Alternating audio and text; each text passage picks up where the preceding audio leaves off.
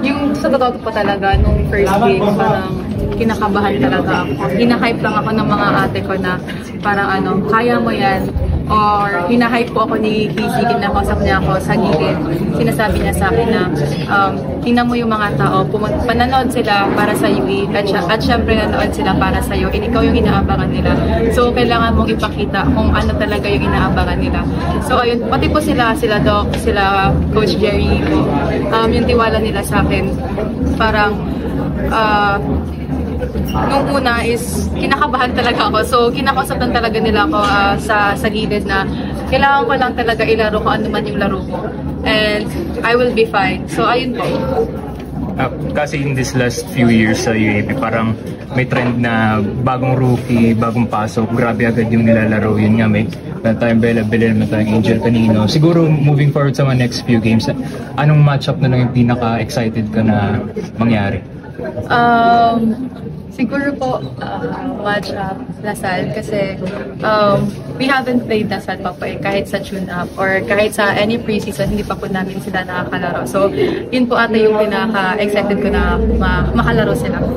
Kumbaga parang gusto mo na i-test kung gaano nakalayo talaga yung narating UV. Yes po. It will be a lesson for us po kung makalaro man namin yung Lasal kasi yun nga, as sabi niyo po, matetest namin kung gano'n na nag-improve yung UV ko sa bagong system. So kung ano man yung matutunan po namin against Lasal sa training, gagawin po namin yun para the next season, iba naman po. Ano na lang siguro yung naging secret mo sa pag-deal sa pressure dahil ang daming ng pressure sa UE, sa new squad. So parang paano mo yun ginagamit to be better rather than to parang shake? Ayun po, babalik talaga ako sa na-overcome ko yung pressure kanina or yung kaba is through my teammates talaga kasi nililift up talaga nila ako. Katulad ngayon sabi ko, sila Shamel, sila Kizzy, kinakas nila ko sa gilid na ayun, kailangan ko lang talaga gawin or kailangan ko lang ilaro kung ano man yung laro ko. And syempre, kailangan ko ipakita sa mga tao na naniniwala sa akin na ganun yung laro ko para hindi ko po sila madismaya. Thank you. Thank you po. Ang mapapromise lang po namin is gagawin po namin yung best namin at yung makakaya namin.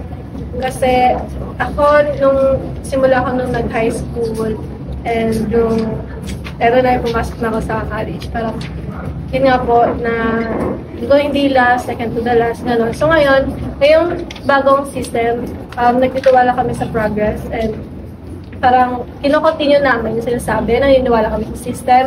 Walang ginagawa po talaga. Kailangan po namin gawin ng top. And ang sinasabi lang po sa amin ni Doc lagi na maniwala lang kami sa kanila. Maniwala lang kami sa sistema. Kasi kung hindi namin gagawin yon, siguro hindi po kami ganito ka-tibay. Hindi kami ganito kabuo. So kasi in 6 months, 7 months, parang dapat may may mga parang pagitan pa kami ganun. Kung hindi kami nagko-communication. Pero kasi ginamit namin communication para maging buo kami sa loob ng court. So, yun po. Parang ngayon, ang mapapromise na namin, every game, gagawin po namin yung best namin. Gagawin po namin yung dapat gawin. Yeah, thank you.